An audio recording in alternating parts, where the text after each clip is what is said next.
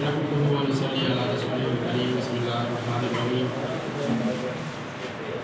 سب سے پہلے تو آپ سب حضرات سے بہت معذرت کی تھوڑی سی تاخیر ہو گئی۔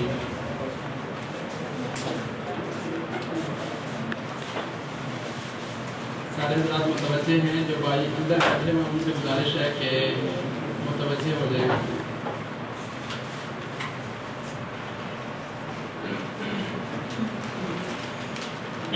سب حضرات عقیدت و محبت سے تشریف پڑھ لیں۔ اللہم صلی علی محمد وعلی آل محمد کما صلیت علی ابراہیم وعلی آل ابراہیم انک حمید مجید۔ اللہم بارک علی محمد وعلی آل محمد کما بارکت علی ابراہیم وعلی آل ابراہیم انک حمید مجید۔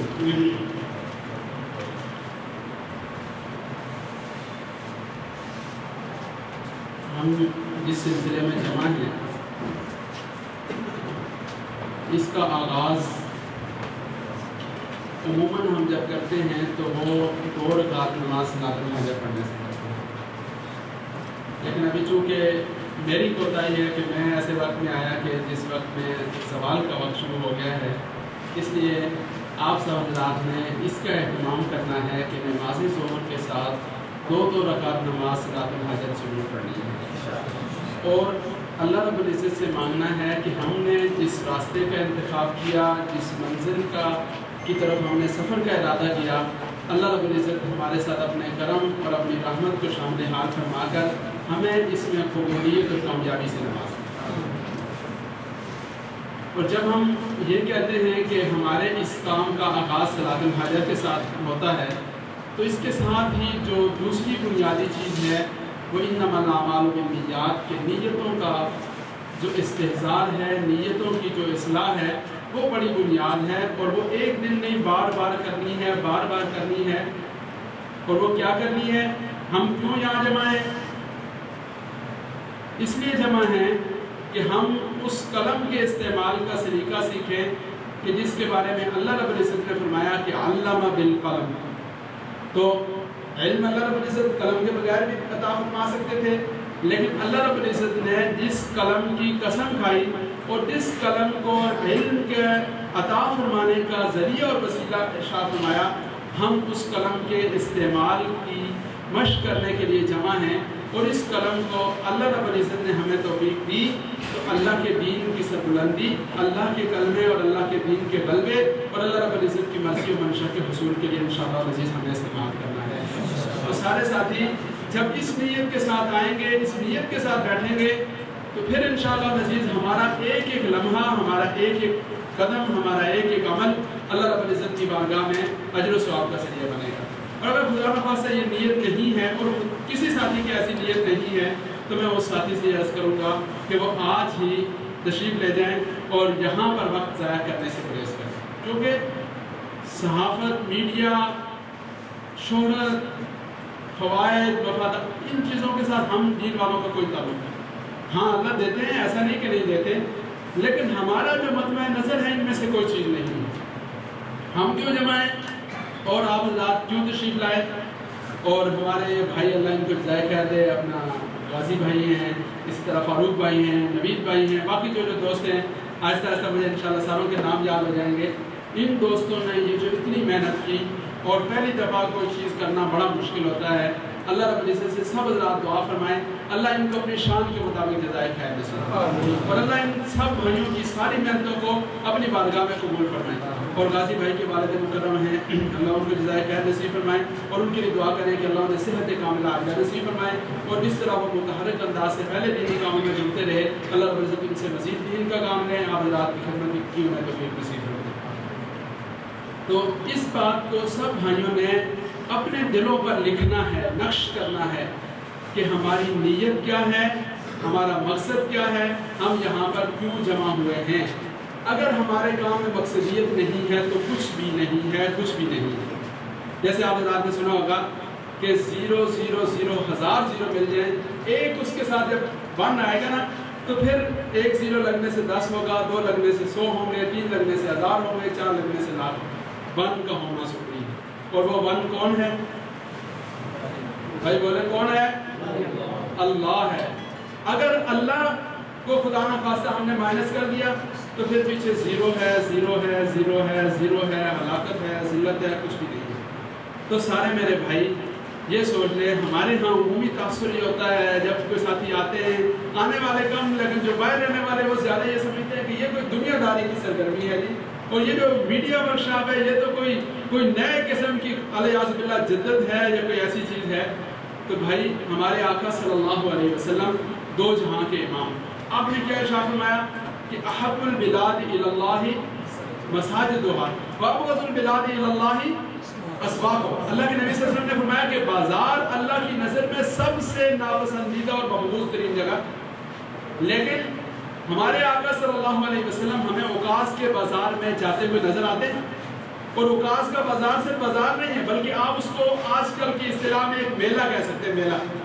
حضور رحمت صلی اللہ علیہ وسلم اوقاس کے بازار میں تشریف لے جا رہے ہیں، حالانکہ یہ فرماتے ہیں کہ بازار اللہ کی نظر میں سب سے ناپسندیدہ جگہ ہے۔ کیوں تشریف لے جا رہے ہیں؟ اس لیے کہ اس دور کا میڈیا فورم جو تھا وہ اوقاس کا بازار تھا، سارے علاقوں کے سارے قبیلوں کے لوگ وہاں پر جمع ہوتے تھے، اور دین کی جو اللہ کے نبی صلی اللہ علیہ وسلم نے جو بات فرمانی ہوتی تھی جتنی تیزی کے ساتھ وہاں ابلاغ ہو سکتا تھا، کسی اور جگہ نہیں ہو سکتا تھا۔ ہمارے آقا صلی اللہ علیہ وسلم وہاں تشریف لے گئے، حج کا موقع آتا، رسول اللہ صلی اللہ علیہ وسلم تمام تر مخالفتوں کے باوجود کیوں بیت اللہ شریف کے پاس ڈیرے لگا کے بیٹھ جاتے، کیوں باہر سے آنے والے وفود پر محنت کرتے، یہ مدینہ منورہ کی ریاست کی بنیاد کیوں پڑی؟ اس لیے کہ اللہ کے نبی صلی اللہ علیہ وسلم نے اس ابلاغ کے عمل کو اس انداز سے سر انجام دیا کہ اس دور کی جو دکھتی رگیں تھی اس پہ ہمارے آقا صلی اللہ علیہ وسلم کی اتحاد تھا۔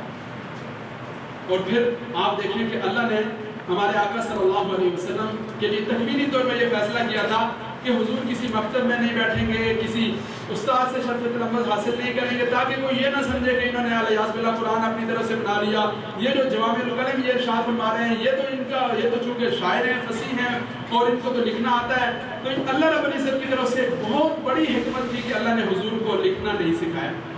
بھئی آپ سب ماشاءاللہ صابر لوگ ہیں،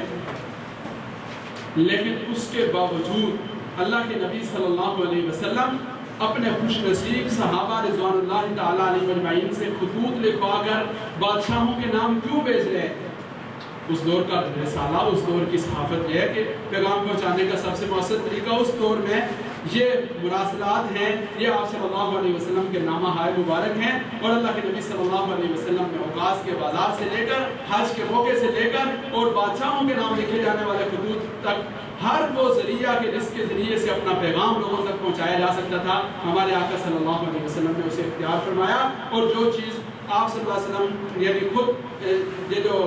تحریر کا معاملہ ہے، اللہ رب العزت کی اس میں بہت بڑی حکمت تھی۔ آپ نے پڑھا نا نفت العرب میں تو کسی نے کہا کہ علیہ باللہ میں تو انپڑھ ہوں اس لیے کہ علیہ باللہ حضور اللہ علیہ وسلم کی امی تھے، تو بھائی حضور کا امی ہونا ہی حضور کی سب سے بڑی شان ہے کہ ایک ایسا آدمی جس نے کسی مکتب میں، کسی مدرسہ میں کسی کے سامنے ذانت تلفظ طے نہیں کیے، اور اللہ نے اس کو ایسا قرآن عطا فرمایا کہ جو آج تک ایک چیلنج کی حیثیت رکھتا ہے۔ اللہ نے اس حبیب صلی اللہ علیہ وسلم کو ایسے کلمات تعلیم فرمائے کہ جن میں سے ایک جملہ ایسا ہے کہ لوگ صدیوں سے لگے ہوئے اور ان جملوں کی تعبیر اور تشریح کرنے سے قاصر ہیں۔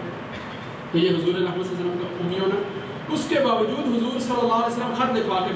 بھجوا رہے ہیں۔ تو خیر عرض کرنے کا مقصد یہ تھا کہ یہ وہ کام ہے کہ جو نیا نہیں ہے، وہاں سے شروع ہوا اور ہر دور میں رہا۔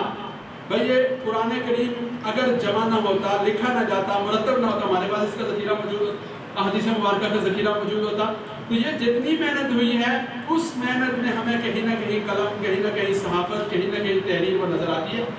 اور یہ جتنا ہمارے پاس ذخیرہ ہے علوم کا، یہ سارا ذخیرہ وہ ہے جو ہمارے آباء و اجداد کی میراث ہے، اور ان آباء و اجداد کی میراث ہے جو اس قلم کے استعمال کا سلیقہ جانتے تھے، ہم نے جان دے۔ تو آپ دیکھ لیں پچھلے کتنے برسوں سے کوئی ایسی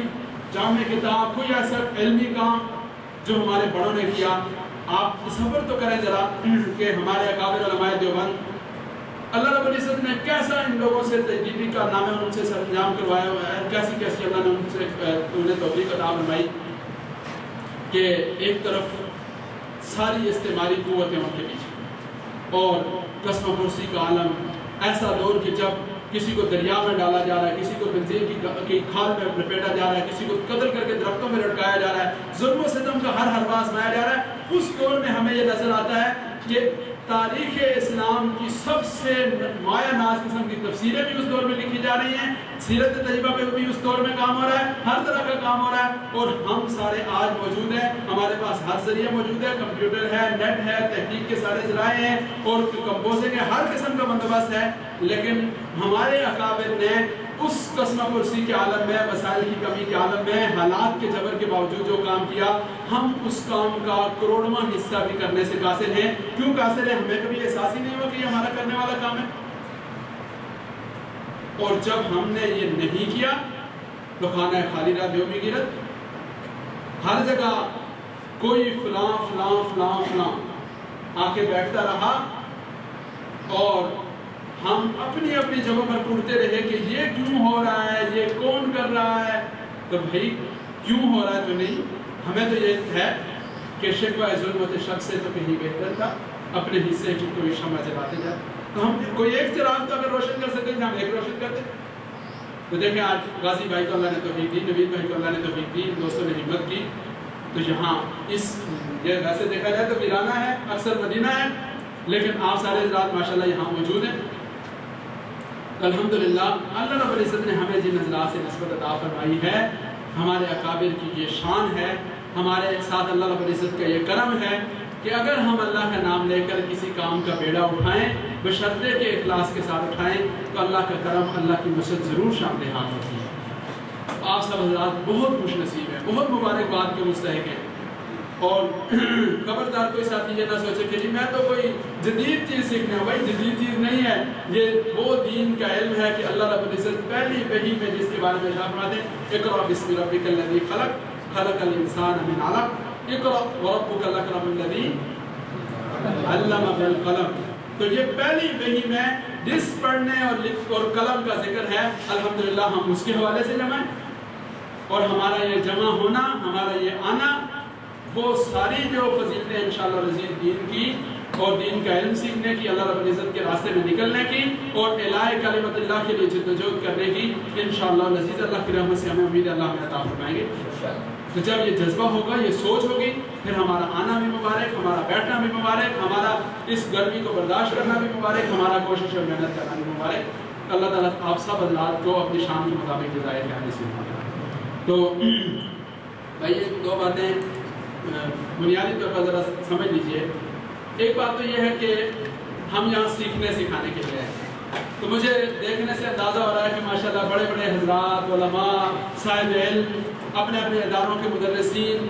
بڑے بڑے لوگ ہیں، لیکن جب ہم یہاں بیٹھیں گے تو پہلا طالب علم میں ہوں اور اس کے بعد آپ سارے طالب علم ہیں، تو جب ہم طالب علم بن کر بیٹھیں گے، سیکھنے سکھانے کی نیت سے بیٹھیں گے، تو تب انشاءاللہ العزیز ہمیں نفع ہوگا۔ تو سارے ساتھیوں نے اس بات کا خیال کرنا ہے کہ ہماری جو حیثیت ہے، اللہ اس حیثیت میں انشاءاللہ ضرور اضافہ فرمائے گا۔ من تواضع للہ رفعہ اللہ۔ ہم یہاں علم سیکھنے کی نیت سے آئے ہیں، تو ہم اپنے آپ کو یہ سمجھا کر بٹھائیں کہ ہم طالب علم ہیں، ٹھیک ہے جی۔ دوسری گزارش یہ ہے کہ یہ جو چار دیواری ہے، اس چار دیواری کے اندر بھائی غازی صاحب کی موجودگی میں عرض کروں گا کہ ہم یہ ساتھیوں سے گزارش کرتے ہیں کہ جو سیکھنے کا وقت ہے، اس وقت میں ہماری کوئی تنظیمی وابستگی نہیں ہے، ہمارا کوئی یعنی ہماری چھاپ نہیں ہے، کوئی ہماری پہچان نہیں ہے، کوئی ہماری شناخت۔ ہماری شناخت یہ ہے کہ ہم دین کے طالب علم ہیں، اور ہم اس دین کا یہ جو اہم ترین جزء ہے، یہ سیکھنے سکھانے والے ہیں۔ بعد میں جا کر جس کا جو دل چاہے کریں، لیکن اس کے بارے میں تو ہم کچھ نہیں کہتے، لیکن یہاں جتنے دنوں میں ہم موجود ہوں تو تھوڑا سا اگر ہم یہ کر سکیں کہ ہم یہ جو اپنی تفریق و تقسیم کی چیزیں ہیں، ان سے بالا تر ہو کر ایک کلمے کی بنیاد پر، ایک اللہ کی رضا کی بنیاد پر بیٹھیں گے، تو انشاءاللہ العزیز ہمارے لیے بہت نفع ہوگا۔ تو یہ اس کی بھی وضاحت کہتا ہوں کہ ایسا نہیں کہ جو ہماری محنت کے سلسلے ہیں وہ خدا نخواستہ اللہ رب العزت کی رضا کے سے ہٹ کر ہیں، لیکن تربیت کا یہ حصہ ہے کہ آپ سب حضرات اس کا تھوڑا سا اہتمام فرمائیں گے،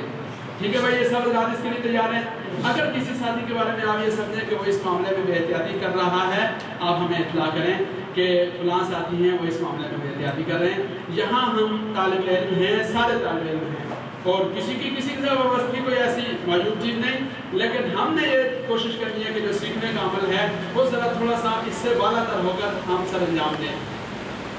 تیسری گزارش یہ ہے کہ ہماری یہ جو کوشش ہوتی ہے اس کوشش میں کوئی شخصیت پرستی نہیں ہے.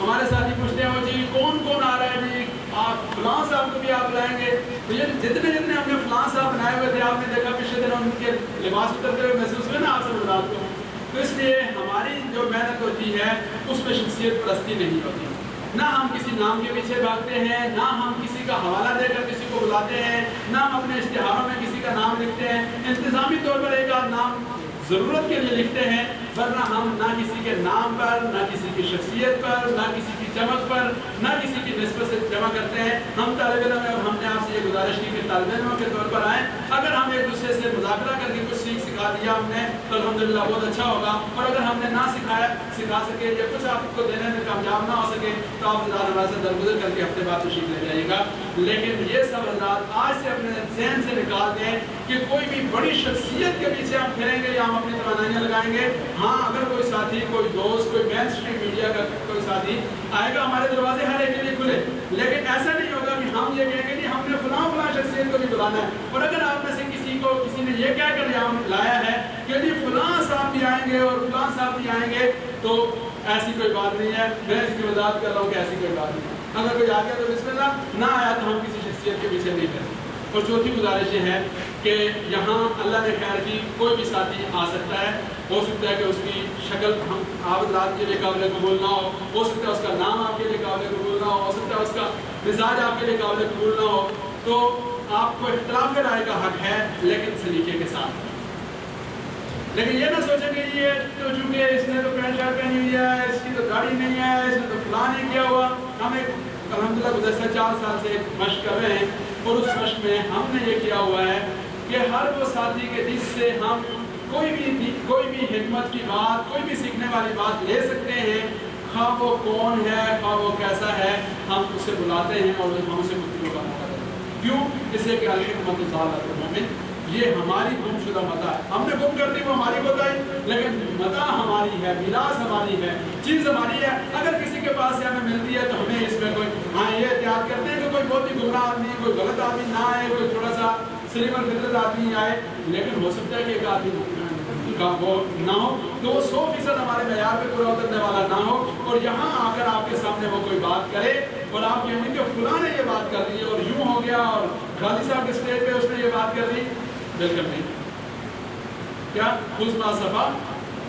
آگے جی ودا ما کرے, جو کام کی چیز ملے وہ لے لیں, اور جو کام کی نہیں ماشاء اللہ آپ علماء ہیں, آپ فیصلہ کریں, وہ جو فیصلہ آپ میں موجود ہے, تو جو چیز آپ کو اچھی نہ لگے آپ اس کو چھوڑ دیں. تو خیر یہ باتیں وقتاً ہوتی رہیں گی. یہ چند ایک باتیں میں نے آج کی نشست میں اس کی عرض کی کہ پہلے سے ہم ذہنی طور پر تیار ہو جائیں. اور ایک بات اور عرض کر دوں کہ ہم تعداد کے قائل نہیں ہیں. اگر آپ رات کی جگہ یہاں خدا نہ خاصہ 2 ساتھی بھی بیٹھے ہوتے, ہم اسی طرح ان 2 ساتھیوں پہ محنت کرتے, اور اللہ کی ذات سے امید ہے کہ اللہ تعالیٰ ہماری اس محنت کو جہاں تک اللہ کی مرضی ہے وہ ضرور. تو ہم تعداد کے قائل نہیں ہیں, ہاں معیار کے قائل ہیں. ہماری کوشش یہ ہوتی ہے کہ جو ساتھی, جو دوست ہمارے پاس آئے تو وہ 4 لفظ سیکھ کے ہی چلا جائے. ایسا نہ ہو کہ وہ اتنے مجاہدے سے اور اس وقت میں چھٹیاں قربان کرنا اور گرمی کے موسم میں لوڈ شیڈنگ کی دورائی میں یہاں آنا یہ معمولی بات نہیں ہے. اللہ رب العزت آپ سب رات کا آنا قبول فرمائیں, لیکن یہ ہے کہ کوشش یہ فرمائیں کہ ہم معیار اور جو محنت ہے اور جو کام ہے اس کی اگر ہم فکر اور کوشش کریں گے تو انشاءاللہ ہمیں اس میں فائدہ ہوگا.